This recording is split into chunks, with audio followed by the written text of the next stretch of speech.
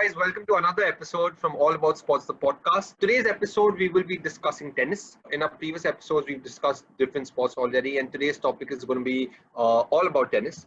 Now, the topic for discussion that we are going to have today is women's tennis. Is women's tennis more competitive than the men's tennis? Is women's tennis more inconsistent than the men's tennis?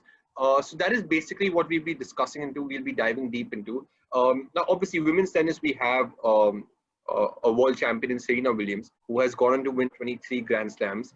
And then after that, you have other women tennis players who are who I don't think have won more than 7 Grand Slams. I think the second highest is number 7. So there is this wide gap. But when we jump onto the men's side, you have Roger Federer at 20, Nadal recently hit 20, you have Djokovic at 17. The game, at least in the top brackets, is very, very competitive. It's very close. So this is basically what we guys are going to be discussing today. Is it just that women's tennis has a lot more depth in terms of a lot of star players, and that's the reason, or probably in terms of a lot of more athletes who can compete at the highest level, and that's the reason why there isn't a more dominance from a certain set group of athletes? Or is it just that it's very inconsistent? So we open up this debate, and Aniket, who is a massive, massive tennis fan, what do you think, bro? What do you think about the situation? Okay, so for me, I mean, everyone could, I think whoever looks at it could make an argument both ways, right? For what you just said. But to me, I think in the last 2 decades, Serena has been a clear front runner. She's been a world beater since she came onto the scene in the early 2000s, barring her injury stint in the late first decade of the 2000s. And then she comes back from that injury, dominates again for 3-4 years. So when she's on song, there's nobody to compete. But this is where I think women's tennis and men's tennis have differed over the last not few, okay, 20 years, not few years, is in case this so-called world beater is not having a good run, there isn't a clear number 2. There isn't a clear number 3 to consistently dominate the slams and the WTA events, because there are clearly more unique winners in the women's draw as opposed to the men's draw in the last 20 years. So that is just my personal opinion, that there are more players who compete at a closer level to each other, and there are of course a lot of reasons for that in women's tennis. But of course, Mazhar clearly disagrees, so I think he's gonna have a go at this one. Aniket, I mean, firstly, it's the perfect note to start off with, I believe, Serena Williams. She is arguably the greatest tennis player ever. She's only behind Margaret Court by 1 Grand Slam. She has 23, Court has 24. The problem with Serena has been in the last 3 years, of course, injury plus she was pregnant, so she missed out on a year as well. Those were important factors which played a role in her not winning Grand Slams. Now, Serena has played tennis for over 2 decades now. 2 decades, yeah. She has only failed to win a Grand Slam in 5 years between 99 to 2017. So, if we're talking about dominance, even on the men's circuit, even women's tennis has had it. Yes. It's not that. But where I have to disagree with you, Gui, is where you said that there's no number 2. Now, what I mean by disagreeing with that is the fact that I think everyone discounts how hard it is to win the Roland Garros. Historically Okay. as well. Sorry. I'm just going to cut you off. Like I think I didn't complete that statement well enough. There hasn't been a consistent number 2 or number 3 for as many years as there has been in the men's game. That's okay. Now that is my argument. Fair. Okay. So now I'll just get into the number 2 and 3 reasons and why I feel that women's tennis has had this problem of continuous winners or consistent winners like the Djokovic's, the Nadals, and the Federers, is mainly because they are all certain surface specialists. So if you just look at it, there are currently only 8 players in the women's circuit who have won multiple slams. What I mean by multiple is literally 2 or more. And that And basically, it's only Naomi Osaka and Angelique Kerber who have won 3. Venus Williams is still active. She has 7, but I don't see her winning any title now. It's been years she So since she let's be won. honest, So Venus had tennis taken away from her. I mean, that is what happened. Let's be honest, right, the injuries and the of course, autoimmune thing, which is like, it is sad because she is a stalwart of the game. fair enough. But what I'm basically trying to get at is the problem is everyone's discounting the fact that you have you have to remember that Roland Garros is the hardest Grand Slam to win, hands down.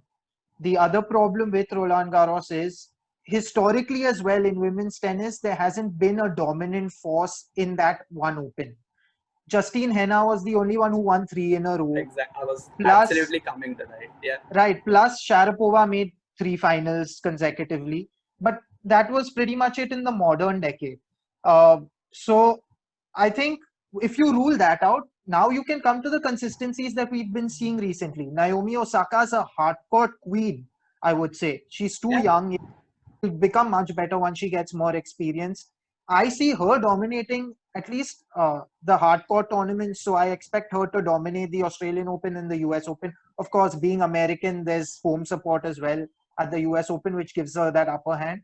Petra Kvitova's back, looking good. She's a dominant grass court player.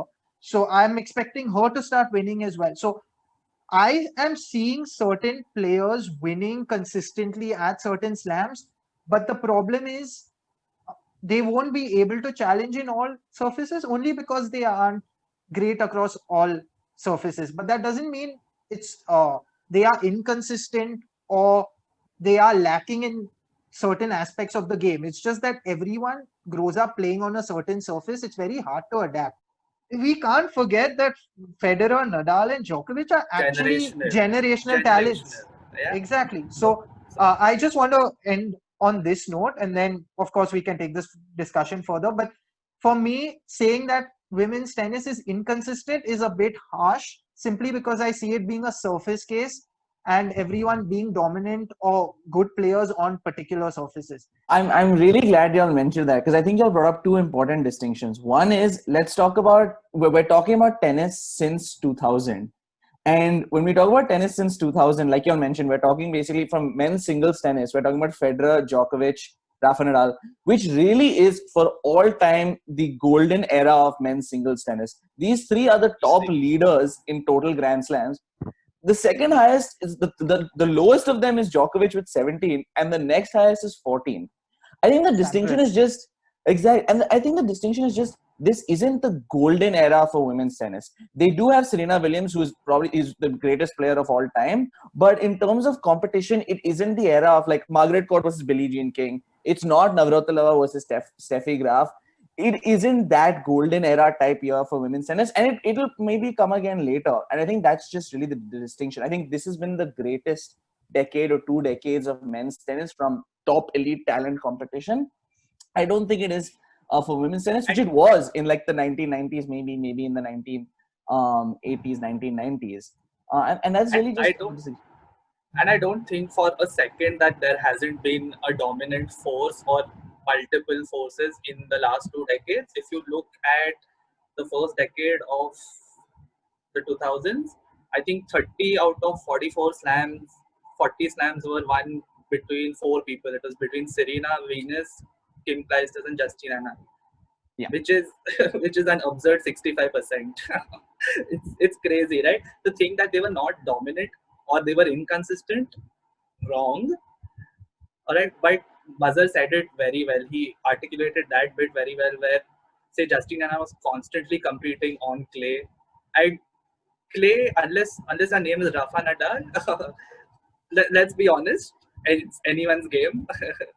And even in the 2010s decade, Serena has had her big 3-4 years. She's won 8 out of 16 tournaments between 2012 and 2015. Again, that's crazy. But why I said that there isn't a clear number 2 or number 3 is just to put it as a comparison to men's tennis, where suppose Federer happens to skip a slam, you know is going between two people. If Djokovic skips a slam, you know is going between two people.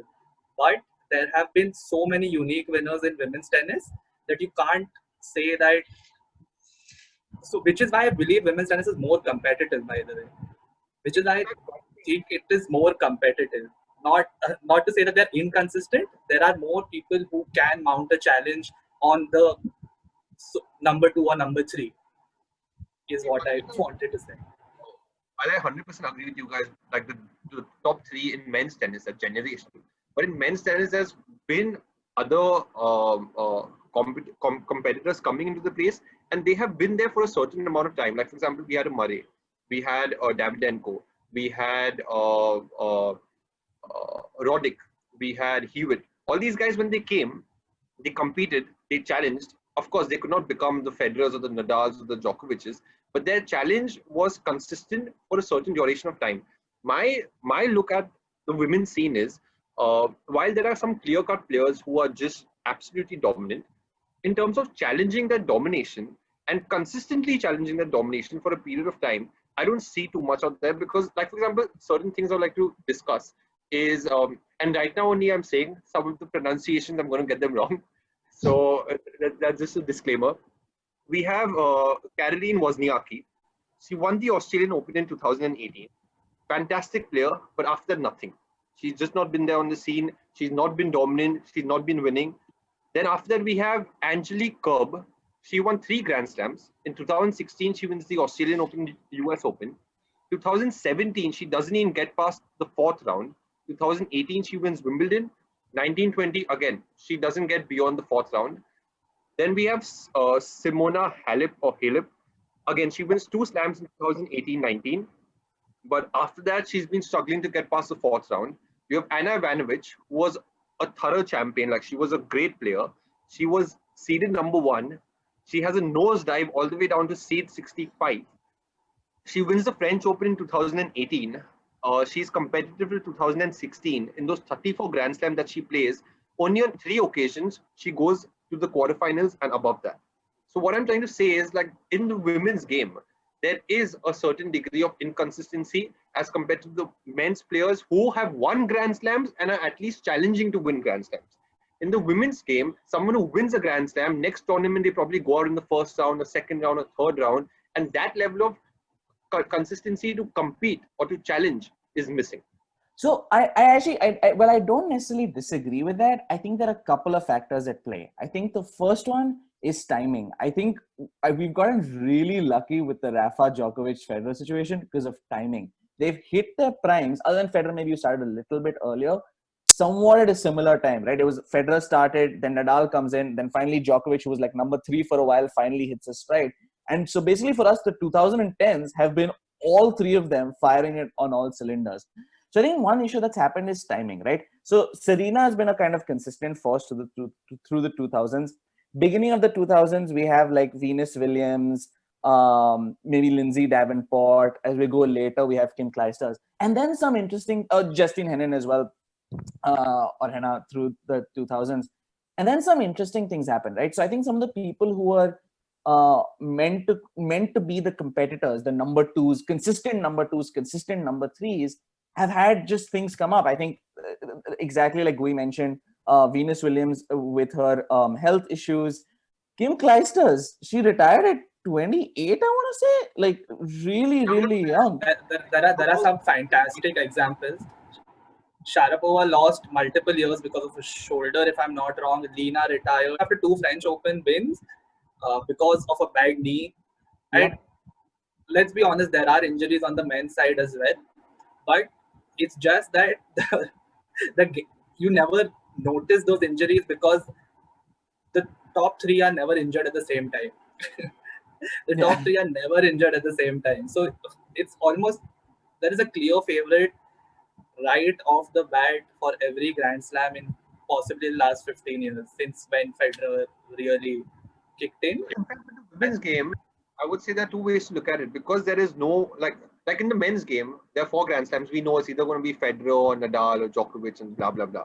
In the women's game, we actually cannot be 100% sure as to who it might be, because there can be a total surprise element. So yeah, on the other side, the argument can be that it is very competitive. There is a surprise element that a certain player, you can't like really bet on a certain player because another player can come up and win it as compared to the men's game. But largely, I just feel like how Gui also mentioned that consistent number 2 or that consistent number 3, I feel that is lacking in the women's game. And obviously, there are various reasons to it. Injuries being one, another thing, early retirements. There was an interesting study that I came across that in the women's game, a lot retirements happen compared to the men's game at an earlier age. And that is also because a lot of the women tennis players, after a certain point in their life, they get involved with like whatever personal reasons and stuff like that, because of which tennis starts taking a backseat, and that's the reason why they choose an early retirement or they go into an early retirement barring injuries, which leads to a lot of top tennis players who could be competitors or challenge or not really challenging at those heights. For example, Lena, she retired at the age of 32. You have Marion Bartoli, she retired at the age of 29. Kim Clijsters, like Krishnan mentioned, her first retirement was in 2007 when she was, I think, just 24 years old. And the second retirement came in 2012 when she was 29. At the age of 24 and 29, when you're pretty much at your hitting your peak, that's an early retirement. And Sharapova also, she retired at 33. While in the men's game, you have Federer, who's I think 39, and he's still playing. You have Nadal, who I think is 35 or 35 plus. So that is also a reason as to why some of the top players in the women's game who have actually won or challenged, they retire young, and that's the reason perhaps there could be an inconsistency. But I do want to say that I feel like this argument only holds for 2010s because this isn't an issue of women's tennis in general. There have been dominant number 2s and number 3s. So I am interested by. I genuinely feel this just is a era where we don't, the 2010s specifically, where we just haven't had someone come up. I don't think it's a broader issue with women's tennis in general because there are players. I mean, Navratilova, I feel like played till pretty late. Right. Steffi Graf. So Krishnan, I can step in here perfectly. You've actually a platform for this, so I would like to jump in. Women's tennis. So firstly, men's tennis has always been competitive. Since the start of tennis altogether, when it was the championships era and not even the open era, they've always had winners who have dominated throughout. And I'll just put in some of those things into facts here. So in men's tennis, if you go back all the way to literally the 60s when Rod Laver played, it was Rod Laver versus Roy Emerson. They both dominated. So they dominated for 8 years. For 8 years, they just kept winning titles. Rod Laver ended up with 11, Emerson with 12. These are two Aussies going at it across all surfaces. Then after that, you jump ahead. Then John Newcombe came in. Then Ken Rosewall came in. Rosewall also won 8. Jimmy Connors, Borg, we all know that. Then after Borg, McEnroe. In between, even Guillermo Villas came in and won 4. After that, after McEnroe came in the big 3 from Europe. We had Lendl, Stefan Edberg, and Mats Wilander. They all won 7, 6, and 8. I'm not sure who won how many, but the point is, men's tennis has just continuously produced people who have dominated Grand Slams and won multiple. And it was the same case for women's tennis back then as well. You brought up Navratilova. So Navratilova had a huge rivalry during her times with Chris Evert, I believe. So 83 to 86 was basically just them in the finals across Grand Slams. I'll move ahead. Then you mentioned 2000s also. As far as 2005, in fact, women's tennis was consistent. It was Venus versus Serena practically from 2001 to 2003. It was Justine Henin versus Kim Clijsters practically from 03 to 04. After that, it became the Williams sisters and Lindsay Davenport, all three challenging in 04, 05. So it's been after that. But let's not forget, after that, what happened? Serena still dominated the circuit. Venus had her ins and outs as well. Let's not forget, Sharapova was consistently performing well, just couldn't beat Serena when it came down to it, just because Serena was so good. And injuries obviously played their part. Also injury. Like, I mean, the challenge didn't last for more than 4 years. That is. But Gui, that's always been the case. But that's always been the case in women's tennis. the longevity aspect of competition was never more than 4 years typically. Even if you look at men's tennis, it was 4 to 6 years. It's just been these three. So why are we ignoring the other guys who are also in the men's circuit? They haven't been consistent by any At means. all. They beat each other all the time as well. So that fourth spot that we're talking about is not consistent. You won't see Wawrinka consistently. You won't see Dominic Thiem consistently. You won't see Zverev. You won't see. I can go on and on. Dimitrov. For Murray for a So, short stint of time. right, he was It was the just Murray. outsider looking in. It was So just Murray who had the gall to compete with those three for an extended period of time. And I think, to be honest, the number 4 spot has been a complete toss-up between, and it's been ever since Murray's injury decline. I don't think there's been a consistent number 4 in men's tennis, because let's just look at the top 3 as one bracket, and then the challenges in men's tennis, and those challenges have not been consistent, and I think everyone can attest to that. Right. My only point is, I was kind of going back to Maloo's point, because I think it's pretty undeniable that in 2010s, there hasn't been a consistent 2-3 in women's tennis. And I think the parable that we're trying to compare to is like, hey, listen, the men's tennis as well, if you take out the big 3, there's been a lot of inconsistency. But I will say both men's and women's tennis, at least maybe 70s. My knowledge for pre-70s, I mean, pre-90s, I was not born. But pre-70s, even reading up, I don't know anything. There usually are a couple of people, men's or women's tennis, right? We're talking about like whatever, Bog McEnroe. We're talking, when you talk about, Lever versus Emerson, right? Like Emerson. So there are at least 2 people. So I do want to talk a little bit about Maloo's point. Is there any reason that we're seeing in 2010 that there isn't that consistent number 2? Are we saying that it's early retirements? Are we saying it's injuries? Or is there anything more fundamental? I don't personally think there's anything more really fundamental that's an issue, but I wanted to throw that question out to y'all. I think it's just a happenstance that there's a bit of a silo in maybe timing of dominant players that just led to like an interesting void after the number 1 spot in the 2010s. But I don't know if there's anything like fundamentally. That's interesting what you bring up, Krishnan, because there was this one analyst, an associate analyst from the RAND Corporation, who did this little study. And from the study, what she found out is in women's tennis, as compared to men's, there's a 31.5% greater chance of an upset, and letdowns also. And she's defined letdowns as someone winning a big major or a big Grand Slam, and then after that getting out in the first, second round. That is greater in the women's game as compared to the men's game. And she comes up with a lot of reasons as to why this happens. And one reason that she comes up with, which I find very interesting, is the number of sets that are played in a Grand Slam. What she says is, in the men's game, there are 5 sets played as compared to the women's game having 3 sets. So by that, what she says is, the more amount of sets that are played gives a player more amount of time to get into the game. And because of that, some of the top quality players, sometimes they just need time to find their rhythm. In a match which is decided on the best of 3, there are higher chances of an upset because someday some player can just have a very good game, and a person who's actually very good and should be winning just loses like those initial 1-2 sets and they're out of the game. While in the men's game, because it is 5 every match, because they have that longer duration of time, it lets the players get into the game, and that perhaps increases the consistency, because the good players, they will find their groove, and they will, even if they're 2 sets down. So many times you've seen a Federer, Nadal, Djokovic come back from 2 sets down to win 3-2. But because women, they don't have that much time, that's the reason there are a lot of like letdowns or upsets that happen. So I found it very interesting, and I would like to ask you guys, what do you guys think about this? Do you think this could perhaps be one of the reasons, other than the injuries and the early retirements and personal reasons, the way that the female game is set up, the format, that could potentially lead to what we've been discussing?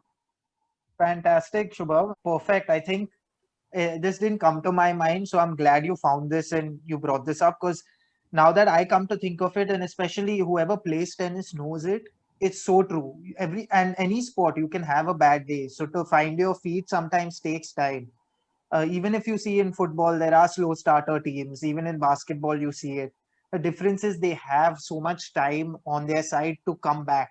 Tennis doesn't give you that opportunity. You're broken once, it's so hard to then break back, because the strength or the advantage of tennis is having your own serve. So yeah, I love the point about 3 sets, and I can definitely speak about this from personal experience because I've played tennis against Mazhar, and like we're not talking about sets but games. If we're playing like 3-4 games, I might win the first couple, but if it goes to 6 or 7, I'll lose that. Even if I win the first couple, I'll end up losing it. And I feel like it's similar with these guys. Don't really panic in men's tennis, especially like the top-notch talent. It's not a huge need to panic if you lose the first set, but you know, if in women's tennis, if you lose the first set, which can happen, just you know, coming out, you don't come, like you all said, you don't come out quick enough, you might lose the set even if you're the better player, and that can lead to upsets. But here's my counter. What's changed? Like, this has been the case in women's tennis. Women's tennis has historically been a 3-set game. I don't think there's ever been a point where it's ever been a 5-set game, which is kind of what confuses me. And then I saw something online as well. I should note, this is not like a rand study. This is very unofficial on Reddit. But something that was mentioned is the way the game has slowed down a little bit. And when I mean slowed down, I mean, I think both men's and women's tennis, I think there's a lot more baseline tennis than maybe we've typically seen historically. There is fewer cases of people going up to the net quicker, making shorter points. There's a lot more, I think, baseline tennis. Endurance-based tennis. Endurance-based tennis. And the point that someone, whatever, Alex4732 was making is that because it's endurance-based tennis, there is a way to supersede talent almost by effort. And you're not superseding talent. There are very talented players who are also very fit and very athletic. But there is a little bit less of a differential in talent when you're able to play on the baseline and you're able to utilize to the maximum effect your athleticism and grind out points really. So because there's a little bit more grinding involved in this game, there's ability to potentially have more upsets because the talent differential then is not as high because points are longer. People are really just playing a lot of long points from the baseline. I don't know if that's had an effect. I'm sorry. I'm kind of hogging the mic on this one. But I think just before I forget, more importantly, I think Gilles Simon said it very recently that Nadal's just matched Federer, and he would like to see Nadal and Djokovic surpass Federer for the sheer reason that like young athletes now know that there is a non-conventional way to do it as well, as opposed to, okay, considering Federer is the old school kind of player, he is not the same type or category of player as Djokovic or Nadal, who are endurance based. They will run you out of the court point after point.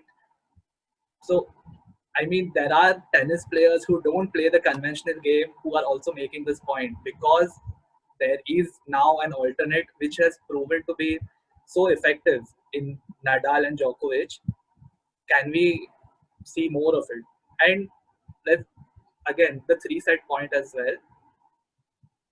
You just have to win.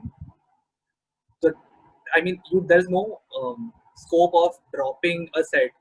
Oftentimes that has happened in men's tennis, that you know you're a breakdown, you conserve your energy by just not competing hard enough in that set, and there's no room to do that in women's tennis.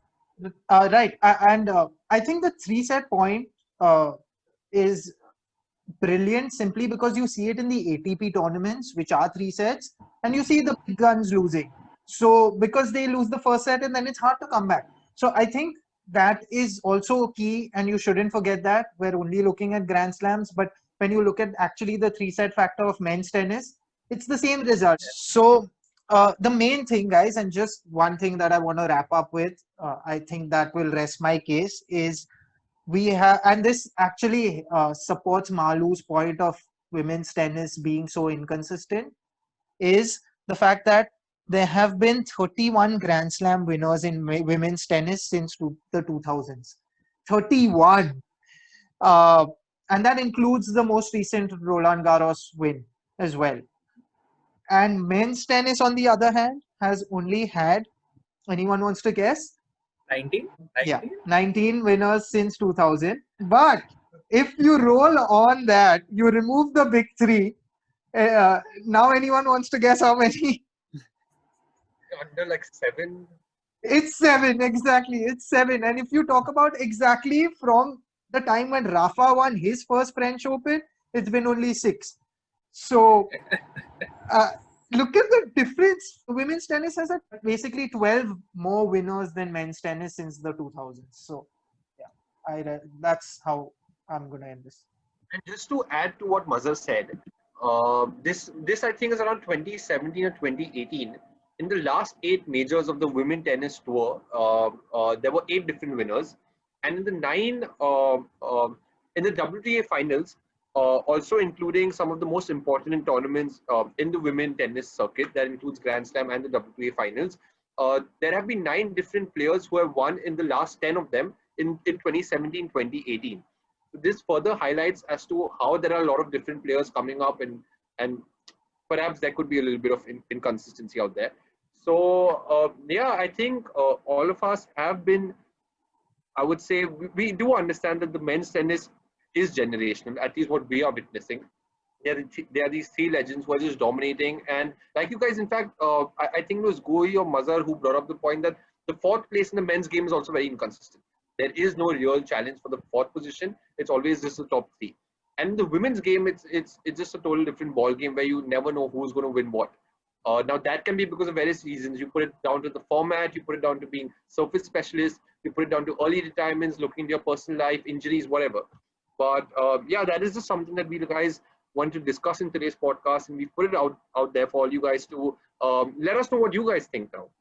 Do you guys think women's tennis is more inconsistent? Do you guys think it's more competitive? Do you think there's greater depth in women's tennis? That's the reason this happens. Or do you guys just think comparing to the men's game doesn't make too much sense right now, because the men's game, like we mentioned, is just witnessing something which is historic, pretty much. So let us know about your thoughts in the comments below.